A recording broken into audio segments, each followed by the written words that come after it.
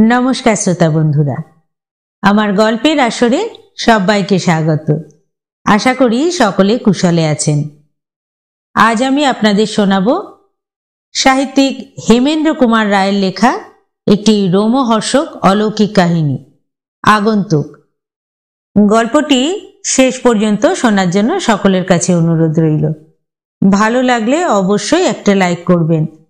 आपनादेर एकटा लाइक आमाके अनेक बेशी उत्साहित करबे और आमार चैनलटिके सबस्क्राइब करते किन्तु भूलबेन ना।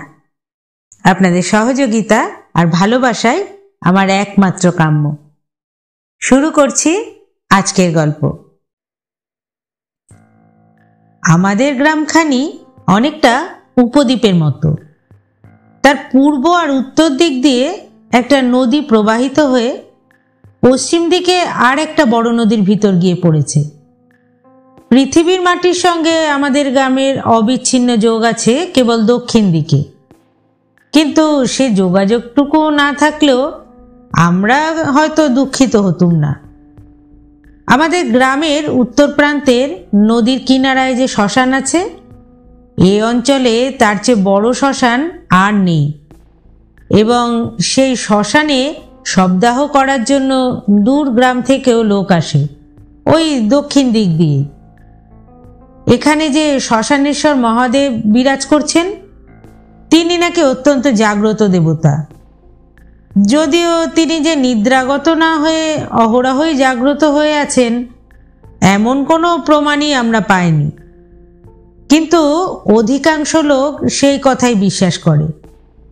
অতএব দেবতার মহিমায় এখানে শ্মশানটি পরিণত হয়েছে মহাশ্মশানে।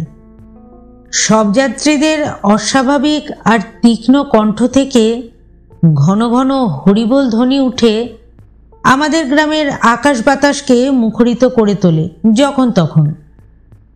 দিনের বেলায় সেই শোরগোল কোনো রকমে সহ্য করা যায়, কিন্তু নিস্তব্ধ গভীর রাত্রে সে চিৎকার অমানুষিক হয়ে চতুর্দিকে সৃষ্টি করে কেমন একটা অসহনীয় অপার্থিব ভাব। ঘুমন্ত শিশুরা পর্যন্ত ভয় পেয়ে জেগে কোঁকিয়ে কেঁদে ওঠে। গ্রামখানি পুরোপুরি দ্বীপ হলে এসব ঝঞ্ঝাট পোয়াতে হতো না। পল্লীগ্রামের মহাশ্মশানের ভয়াবহ বিভৎসতা কলকাতার বাসিন্দারা ধারণায়ও আনতে পারবেন না। কলকাতার শ্মশানগুলোকে তো বাইরে থেকে দেখায় শৌখিন মানুষদের বসত বাড়ির মতো। তার ভিতরটাও জীবন্ত জনতার আনাগোনায় আর কণ্ঠস্বরে সর্বদাই শোভিত হয়ে থাকে। এমনকি সেখানে অমাবস্যার রাত্রির অন্ধকারও ঘুচিয়ে দেয় বহু ইলেকট্রিক বাতি। কিন্তু পল্লীগ্রামের মহাশ্মশান বড় ভয়াবহ ঠাই। নিঝুম রাতে সেখানে পদার্পণ করলে সর্বাগ্রে জাগ্রত হবে বিভীষিকার রোমাঞ্চ। হলুদ বরণ চাঁদের পাণ্ডু আলো চারিদিকে প্রকাশ করে অস্পষ্টতার রহস্য, এবং তারই সঙ্গে দুটো একটা হেরিকেন লণ্ঠন টিমটিম করে জ্বলেও স্পষ্ট করে দেখাতে পারে না কোনো কিছুই। বাতাসে বাতাসে জেগে ওঠে যেন মরন্ত রোগীর নাভিশ্বাস, এবং তাই শুনে চতুর্দিক থেকে কালো কালো দানবের মতো মস্ত মস্ত গাছগুলো শিউরে শিউরে কেঁদে কেঁদে ওঠে সভয়ে সশব্দে। এখানে ওখানে ছাড়া ছাড়া হয়ে অস্পষ্টতার মতো নড়াচড়া করে যেসব জ্যান্ত মানুষগুলো, তাদের সংখ্যা এক হাতের আঙুলেই গুনে ফেলা যায়। একটা কি দুটো কিংবা বড় জোর তিনটে। চিতাগুলো দূরে লক লক করে ওঠে ক্রুদ্ধ নরক নাগিনীর জ্বলন্ত রক্ত জিহ্বার মতো। কোনো বৃক্ষের অদৃশ্য শাখায় বসে অশুভ কণ্ঠে আচমকা চেঁ চেঁ করে চেঁচিয়ে ওঠে একাধিক পেঁচা, চমকে দেয় জীবন্তদের অন্তরাত্মাকেও। স্থানে স্থানে রাশিকৃত ভাঙা কলসি আর মাংসহীন অস্থি প্রভৃতির সঙ্গে পড়ে থাকে কোনো অগ্নিদগ্ধ মানুষের ভয়াল দেহাবশেষ। কারণ এখানে শহরের মতো সবসময় মৃতদেহকে নিঃশেষে পুড়িয়ে ফেলা হয় না।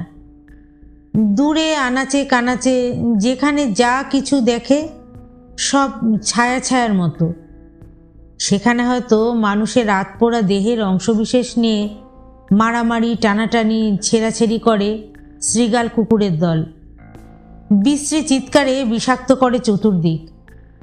তারও পরে আরও দূরে, যেখানে যেতে নারাজ হয় মানুষের দৃষ্টি, মনে সন্দেহ জাগে সেখানে হয়তো চলাফেরা করছে এমন মৃত মানুষের জনতা। পার্থিব জগতে ঠাঁই না থাকলেও রাজি নয় যারা পৃথিবীর মাটি ত্যাগ করতে। বন্ধ হয়ে যায় জীবন্তদের পদচালনা, স্তম্ভিত হয়ে যায় চক্ষু, মন আর দেহ। তারও ওপরে থেকে মাথার উপর দিয়ে ডানা ঝটপট করতে করতে উড়ে যায় নিশিথিনীর বৃহত্তর কালো প্রজাতির মতো অমঙ্গলকর আর নির্বাক বাদুড়ের দল। অভিধান শ্মশানের আরেক নাম দিয়েছে, প্রেতভূমি। এ নাম মিথ্যে নয়। পল্লীগ্রামের শ্মশান দেখলে প্রেতভূমি ছাড়া আর কিছুই মনে হয় না। এমনই এক শ্মশান থেকে প্রায় 60 মাইল দূরে আমরা বাস করি। আমাদের বাড়ি হচ্ছে গ্রামের শেষ বাড়ি, তারপর একটা ছোট্ট মাঠ, তারপরে নদীর ধারে শ্মশান। কৃষ্ণপক্ষের কালো রাতের জন্যে আসর ছেড়ে মিলিয়ে গেল সন্ধ্যার ঝাপসা আলো। সেদিন ছিল প্রচণ্ড গুমোট। বাতাসে দম যেন একেবারে বন্ধ হয়ে গিয়েছে, নড়ছে না গাছের একটা পাতাও পর্যন্ত। ঘরের ভিতর টেকা দায়। বাড়ির বাইরে রোয়াকে এসে বসলুম এবং হাত পা ছড়িয়ে ভালো করে বসতে না বসতেই শুনলুম বহু কণ্ঠের চিৎকার, বলো হরি হরি বল, বলো হরি হরি বল। ঝিল্লিমুখর উত্তপ্ত অন্ধকার রাত্রে এই মৃত্যুধ্বনি মনের মধ্যে জাগিয়ে তুললে অশান্তি। একটু তফাতে আমার বাড়ির সামনে দিয়ে শ্মশানে যাবার রাস্তা, কিন্তু চারিদিকে এত অন্ধকার যে সব যাত্রীদের কাউকেই দেখতে পেলুম না। কেবল শোনা যেতে লাগলো হরিনামের সেই শব্দময় বিভীষিকা। ক্রমে তা ক্ষীণতর হয়ে একেবারে থেমে গেল। বুঝলুম শ্মশানে পৌঁছেছে সব যাত্রীরা।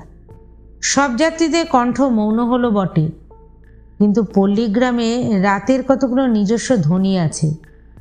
থেকে থেকে গাছের পাতাদের ফিসফাস, হঠাৎ জেগে ওঠা পাখিদের ডানা ঝাঁটা, গাছের তলায় শুকনো পাতাদের ভিতরে সরসর শব্দ তুলে হয়তো চলে যায় কোনো সরীসৃপ, হয়তো ডেকে ওঠে কর্কশ্বরে একটা কি দুটো তক্ষক, কিংবা শোনা যায় শৃগাল সভার স্বল্পস্থায়ী হট্টগোল।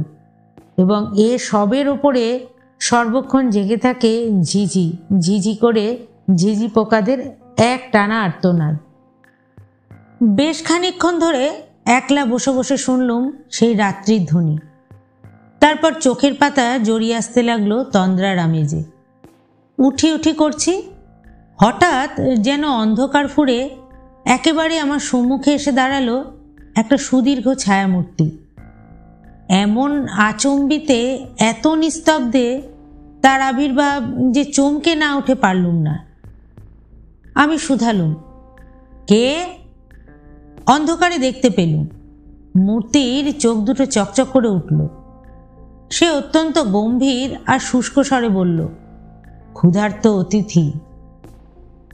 অতিথি এই রাত্রে? ক্ষুধার্তের সময় অসময় নেই। আমি কেবল ক্ষুধার্তই নই, আমি শীতার্ত। শীতে ঠকঠক করে কাঁপছি। আগে বাড়ির ভিতরে একটু আশ্রয় দিন, বাইরে আর দাঁড়াতে পারছি না। মহাবিস্ময় বলে উঠলুম, বলেন কি মশাই, আপনার শীত করছে? আর এদিকে দারুণ গুমোটে সিদ্ধ হয়ে আমরা মারা যেতে বসেছি। সে যেন কাঁপতে কাঁপতে বলল, বিশ্বাস হচ্ছে না আমার কথায়? তাহলে এই দেখুন। কই আপনার হাত কই? আমার একখানা হাত বাড়িয়ে দিলুম। সেও হাত বাড়িয়ে ধরলে আমার হাতখানা, কিন্তু পর মুহূর্তেই আমি শিউরে উঠে তাড়াতাড়ি নিজের হাতখানা টেনে নিলুম। ওহ, কি অসম্ভব ঠান্ডা হাত, ঠিক যেন জমাট বরফ দিয়ে গড়া। সে কাতর স্বরে বললে, বাড়ির ভিতরে চলুন, বাড়ির ভিতরে চলুন, আমি আর বাইরে দাঁড়াতে পারছি না। বাড়ির ভিতরে ঢুকে সদর দরজাটা বন্ধ করতে যাচ্ছি, হঠাৎ আকাশের এদিক থেকে ওদিক পর্যন্ত চিরে ফালা ফালা করে দিয়ে দপদপিয়ে চোখ ধাঁধিয়ে জ্বলে উঠল একটি অতি দীর্ঘ বিদ্যুৎ শিখা। তারপরে বজ্রের গর্জন। ইতিমধ্যে কখন যে মেঘের দল আকাশটায় পুঞ্জীভূত হয়ে উঠেছে আমার নজরে সেটা একেবারেই আসেনি। বোধহয় বৃষ্টি পড়তে আর দেরি নেই। বৈঠকখানায় প্রবেশ করে টেবিল ল্যাম্পটা উস্কে দিলুম। তারপর কৌতূহলী দৃষ্টি ফেললুম সেই ক্ষুধার্ত ও শীতার্থ অতিথিটার দিকে। অদ্ভুত, তার সবই অদ্ভুত। যেমন ঢ্যাঙা তেমনি রোগা তার দেহ, খালি গা, খালি পা, কোমরে জড়ানো একখানা নতুন কাপড়। দেহের কোথাও যেন মাংস নেই, কেবল চাদর দিয়ে ঢাকা আছে যেন হাড়গুলো। কুচকুচে কালো রং, মাথায় বড় বড় চুল, সবই উস্কো খুস্কো। মুখের দুপাশ চুপসে গিয়ে বসে গিয়েছে। শুকনো ঠোঁট দুখানা ঠেলে দাঁতগুলো বাইরে বেরিয়ে পড়েছে, যেন মূর্তিমান একটা দুর্ভিক্ষ। আর কি বুভুক্ষু দৃষ্টি! জানি না, বুকের কাছটা কেমন ছমছম করে উঠল। সঙ্গে সঙ্গে শুনলুম বাড়ির বাইরে ঝড়ের চিৎকার। থরথর করে কেঁপে উঠে আগন্তুক বলল, উহ, ঠান্ডা হাওয়া আসছে, জানলাটা বন্ধ করে দিন। জানলাগুলো বন্ধ করে ফিরে দাঁড়িয়ে বললুম, মহাশয়ের কি কোনো ব্যামো হয়েছিল? ব্যামো? হ্যাঁ, হয়েছিল বই কি, শক্ত ব্যামো। সুবিধা পেয়ে শত্রুরা তাই আমাকে জমের বাড়িতে পাঠাতে চেয়েছিল, তাই তো আমি তাদের ফাঁকি দিয়ে পালিয়ে এসেছি। শত্রু? শত্রু আবার কারা? জ্ঞাতি শত্রু মশাই, জ্ঞাতি শত্রু। তাছাড়া আবার জমের বাড়িতে পাঠাতে কে চাইবে বলুন? আপনার কথা আমি ভালো করে বুঝতে পারছি না। তারা কি আপনাকে খুন করতে চেয়েছিল? বেশি কথা বলার শক্তি আমার নেই। শুনছেন না, ঝড়ের সঙ্গে আবার বৃষ্টি নামলো। পৃথিবী এখনই ভাসবে, শীত আরও বাড়বে। আমি শীতার্ত। ওহ, কি খিদে পেয়েছে! আমি ক্ষুধার্তও বটে। কিছু খেতে দিন মশাই, আগে আমাকে কিছু খেতে দিন। বললুম, এত রাত্রে বাড়ি সকলেরই খাওয়া দাওয়া হয়ে গেছে, তবু চেষ্টা করে দেখছি, একটু অপেক্ষা করুন। কিন্তু বেশি কিছু দিতে পারবো বলে মনে হয় না। যা পারেন তাই দিন। ওহ, শত্রুরা না খাইয়ে মারবে বলে কতদিন আমাকে কিছু খেতে দেয়নি। কতদিন আমি উপোস করে আছি জানেন? বাড়ির ভিতরে গিয়ে কোনো রকমে সংগ্রহ করলুম কিছু ভাত আর তরকারি, খানতিনেক রুটি, দুটো সন্দেশ আর 4টে নারকেল নাড়ু। থালার উপরে তাই সাজিয়ে নিয়ে ফিরে এলুম বৈঠকখানায়। দেখলুম একদিকে বিস্ফারিত চোখে তাকিয়ে অত্যন্ত আড়ষ্টভাবে দাঁড়িয়ে দাঁড়িয়ে আগন্তুক যেন কান পেতে কি শুনছে। দেখলে মনে হয় তার দৃষ্টি যেন ঘরের নিরেট দেওয়াল ভেদ করে চলে গিয়েছে বাইরে, কত দূরে। বললুম, আপনার খাবার এনেছি। সে যেন আমার কথা শুনতেই পেল না। আচমকা ফিরে দাঁড়িয়ে তত্রস্তরে সে বলল, তারা আসছে, তারা আসছে। বিপুল বিস্ময়ে আমি জিজ্ঞাসা করলুম, কারা আসছে? আমার শত্রুরা, আমি তাদের পায়ের শব্দ শুনতে পাচ্ছি। আমি চললুম। সে কি, আপনার খাবার এনেছি যে। না না, আমি আর খাবো না, আমি আর ক্ষুধার্ত নই। শত্রুরা আবার আমাকে জমের বাড়িতে পাঠাবার জন্য ছুটে আসছে। আমি পালাই, আমি পালাই। বলতে বলতে সে ছুটে ঘর থেকে বেরিয়ে গেল উদ্ভ্রান্তের মতো। তারপরে দুম করে সদর দরজাটা খোলবার শব্দ হলো।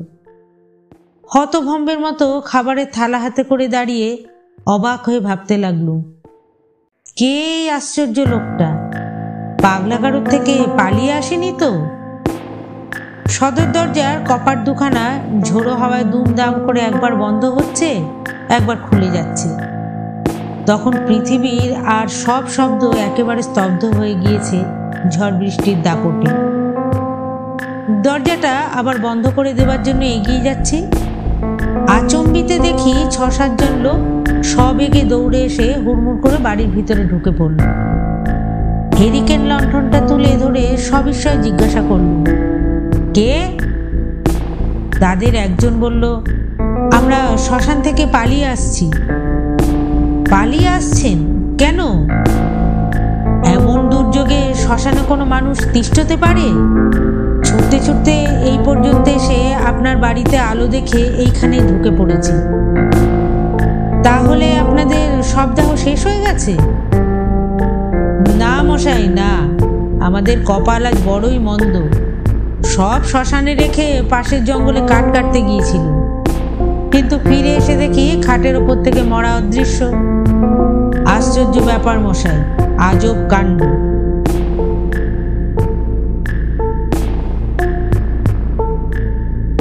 গল্পটি এখানেই শেষ হলো। আশা করি আপনাদের ভালো লেগেছে। ভালো লাগলে অবশ্যই একটা লাইক করবেন আর আমার চ্যানেলটিকে সাবস্ক্রাইব করে আমার পাশে থাকবেন। আবার আসবো আমি নতুন একটি গল্প নিয়ে। ধন্যবাদ।